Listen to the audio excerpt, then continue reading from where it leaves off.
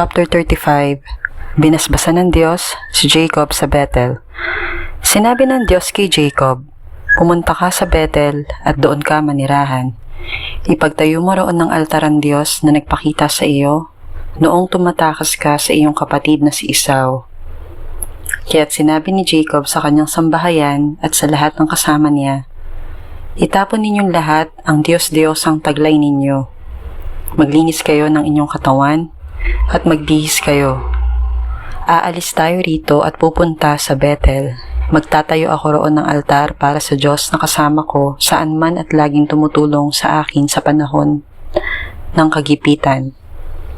Ibinigay nila kay Jacob ang kanilang mga Diyos-Diyosan at ang suot nilang mga hikaw. Ang lahat ng ito'y ibinaon ni Jacob sa tabi ng malaking punong malapit sa Shechem. Ang mga tao sa mga karatig bayan ay natakot kay Jacob at sa kanyang mga anak na lalaki. Kaya't walang nangahas, humabol sa kanila nang sila'y umalis.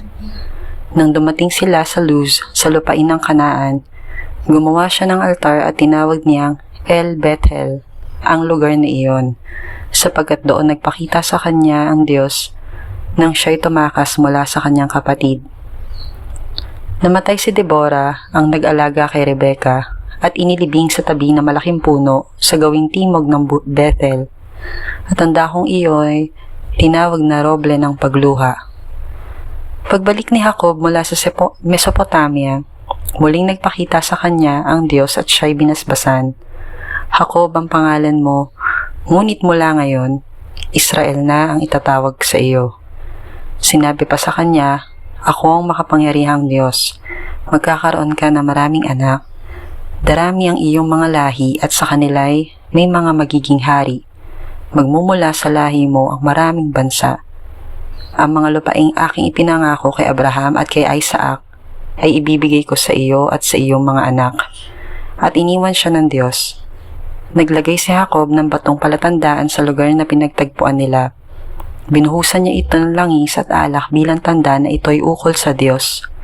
Tinawag niyang Bethel ang lugar na iyon. Namatay si Rachel. Umalis sila sa Bethel nang sila'y malapit na sa Ephrata. Naramdaman ni Rachel na manganganak na siya at napakatindi ng kanyang hirap. Sinabi sa kanya ng hilot, "Huwag kang matakot. Lalaki na naman ang isisilang mo." Nasa bingit ni siya ng kamatayan at bago siya nalugutan ng hininga, ang sanggol ay tinawag niyang Benoni. Ngunit, Benjamin naman ang ipinangalan ni Jacob. Namatay si Rachel at inilibing sa tabi ng daang patungo sa Ephrata na ngayon ay Bethlehem. Ang puntod ay nilagyan ni Jacob ng batong pananda at hanggang ngayon makikita pa rin ang panandang iyon sa puntod ni Rachel. Nagpatuloy ng paglalakbay si Israel at nagkampo sa kabilang panig ng tore ng Eder. Ang mga anak ni Jacob. Samantalang sina Israel ay nasa lupaing iyon, sumiping si Ruben kay Bilha na isa sa mga asawang lingkod ng kanyang ama. Nalaman ito ni Israel. 12 ang mga anak na lalaki ni Jacob. Kay Leah ang naging anak niya ay sina Ruben, Simeon, Levi, Judah, Isakar at Zebulun. Kay Rachel, si Jose at si Benjamin. Kay Bilha na alipin ni Rachel, si Dan at si Naphtali. Kay Zilpa naman na alipin ni Leah, ang naging anak niya ay sina Gad at Asher. Sa Mesopotamia ay pinanganak ang lahat ng ito. Namatay si Isaac. Dumalaw si Jacob sa kanyang amang si Isaac sa Mamre, na tinatawag ding lungsod ng Arba o Hebron. Dito rin tumira si Abraham. Si Isaac ay 180 taon nang mamatay at mamahinga sa piling ng kanyang mga ninuno. Siya ay inilibing ni Esau at Jacob. Chapter 36. Ang mga nagmula sa lahi ni Esau.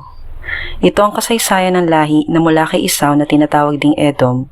Ang napangasawa niya ay mga Kananea, si Ida, anak ni Elon at Naheteo, si Libama, anak ni Ana at apo ni Zibeon na Hibita, at si Basimat na anak naman ni Ismael at kapatid ni Nebayot. Ang anak ni Esau kay Ida ay si Eliphaz. Kay Basimat ay si Reuel. at kay Aholibama ay sina Jeus, Jalam at Korah. Silang lahat ay ipinanganak sa Kanaan.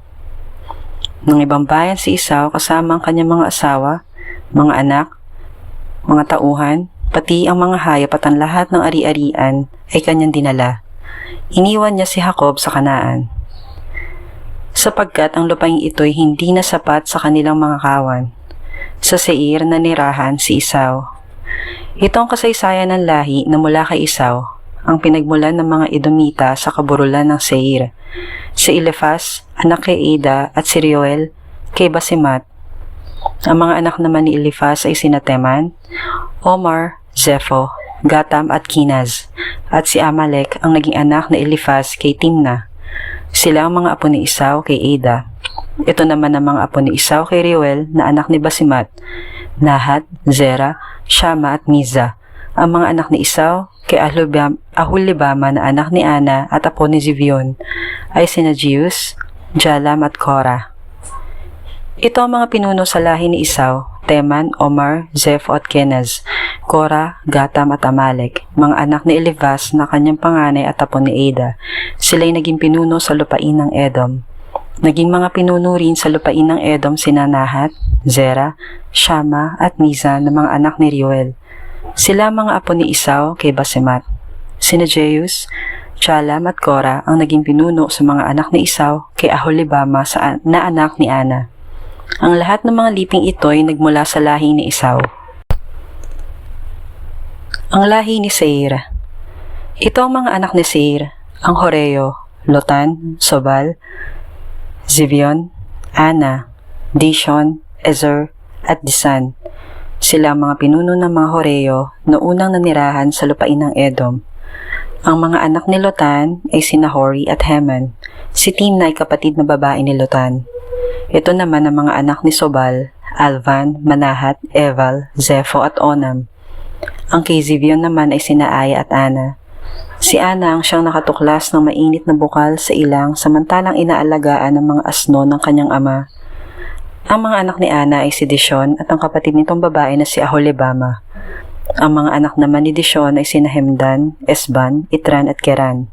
Sina Bilhan, Zaavan at Akan ang mga anak naman ni Ezer. At ang kay Disan ay sina Hus at Aran.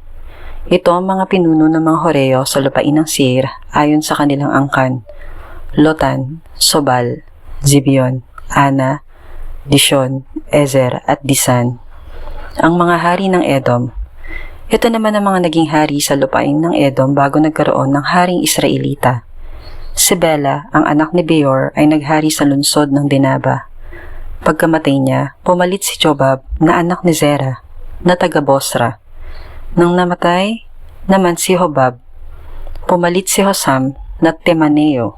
Namatay si Hosam at humalili naman si Hadad, anak ni Bedad, na tumalo sa mga Midianita sa lupain ng Moab. Avit ang tawag sa kanyang Luzon. Pagkamatay ni Hadad, siya'y pinalitan ni Samla na taga Masreka. Si Saul naman, taga Rehobot, sa Euphrates ang sumunod na namahala pagkamatay ni Samla. Pagkamatay ni Saul, ang naghari ay si Baalhanan na anak ni Akbor. Pagkamatay ni Baalhanan, pumalit si Hadar. Ang pangalan ng lungsod niya ay Pau. Si Mehetabel na anak ni Matred at apo ni Mezahab ang kanyang asawa. Ito ang mga liping nagmula kay Esau ayon sa kanilang tirahan: Timna, Alva, Chetet, Aholibama, Ela, Pinon, Kinaz, Teman, Mibsar, Magdiel at Iram. Ito ang mga bansa ng Edom ayon sa kanilang tirahan. Si Esau ang ninuno ng mga Edomita.